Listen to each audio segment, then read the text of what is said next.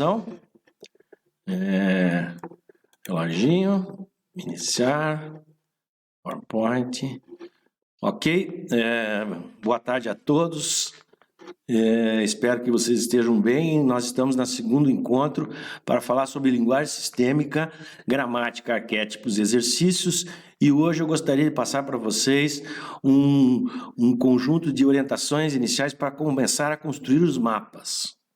Essa é uma fase bastante importante porque é o início da construção das relações multicausais. Então, vamos dar uma olhadinha no que temos. Nessas orientações foram extraídas de dois autores, o Peter Senge e do John Sterman, pelo Marcelo Moutinho e por mim. Tá? Então, vamos ver as orientações. A primeira orientação se refere às ações ou os verbos que se relacionam entre as variáveis. As variáveis se relacionam entre si e a flecha, que está designada na relação entre A e B, ela indica uma ação ou um verbo, certo? Então, nós precisamos prestar atenção, primeiro, nessas flechas como elementos de ligação de ação entre duas variáveis. E essas relações entre duas variáveis representam a estrutura,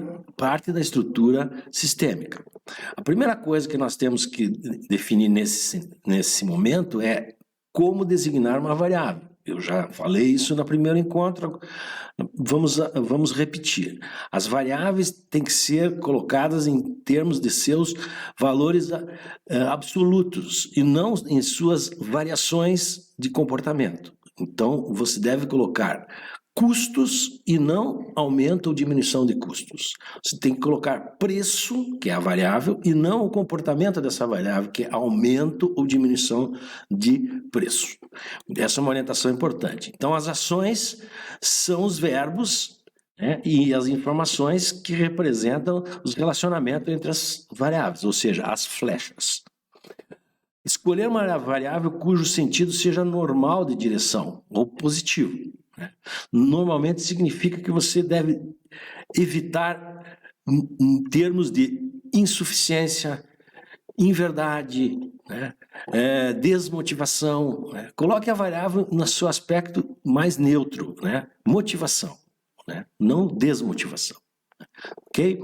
E o nome das variáveis deve representar elementos da estrutura do sistema, como eu falei, preço, e não o seu comportamento. Aumento de preço, tá? Então, cuide muito bem em saber colocar a variável e não o seu comportamento. É bom também perceber que certos termos não dão noção exata de variável. Então, você pode colocar volume de faturamento, pode ser taxa de crescimento, índice de mortalidade. Então, se coloque algum termo que ajude a perceber que aquilo é uma variável e como ela varia. Muito bem. Um outro elemento importante então, perceber essa relação de aumento, A própria variável a própria flecha que vai dizer se a variável A e B estão se relacionando positivamente ou negativamente, ou seja, se custos aumentam o preço ou se custos diminuem o preço. Tá? Então, no caso exemplificado aqui, o certo é custos mais preço. Quanto maior o custo, maior o preço. Tá? Porque eu repasso, nesse caso específico, eu estou dizendo que a variável custo é repassado por preço. Então, quanto mais custo, mais preço. Quanto menor o custo, posso reduzir o preço. Muito bem. Uma outra questão é escolher a variável cujo sentido seja positivo. Já comentei isso. Então, ao invés de infelicidade, você coloque felicidade. Tá? E não use essas conotações negativas. Uma outra questão é descobrir a polaridade dos relacionamentos. Colocar sinal de mais ou de menos em cada um dos relacionamentos do mapa, pois facilita a identificação de tipos de feedback. Tá? Para tomar tomar diagramas mais limpos, né, para ter um diagrama mais limpo, podemos suprimir os sinais e colocamos apenas os positivos, né? Ou podemos colocar os sinais positivos de uma cor e os negativos de outra, fazendo uma legenda, tá? Então, existem algumas questões que nós podemos recomendar ou não recomendar.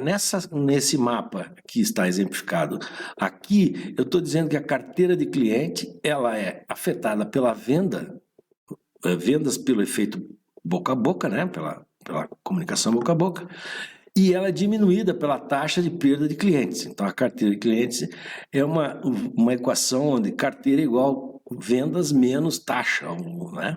Está mostrando essa diferença aí, tá? Muito bem. Uma quarto elemento importante é definir o nível adequado da clareza das relações, tá?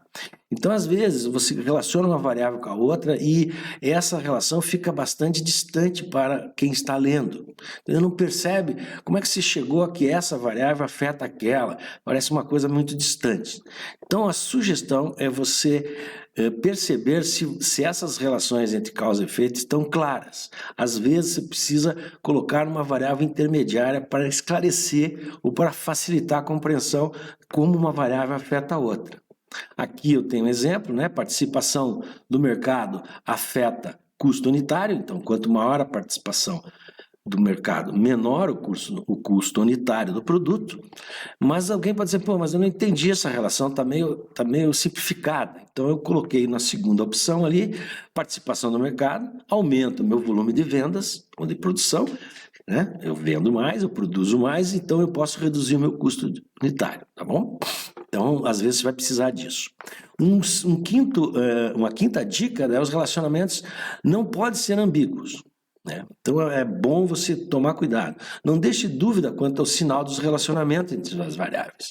Então, se houver dúvida, é porque entre as variáveis existem outras que está faltando alguma coisa. Então, testa se preço igual receita, aumenta ou diminui a receita, como é que é e tal. Então, às vezes, tem que colocar, assim como no item, na sugestão 4, tem que colocar um elemento intermediário que possa melhorar a compreensão. Então, às vezes, tem que olhar bem para ver se aquilo está fazendo sentido para quem vai entender o mapa, tá?